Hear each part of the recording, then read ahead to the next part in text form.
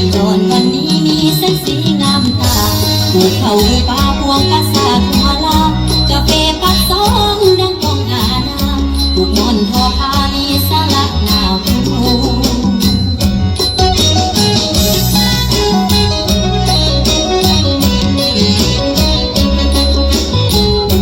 ลำสีรันดอนกับเสียงแคนแหลมตะละแล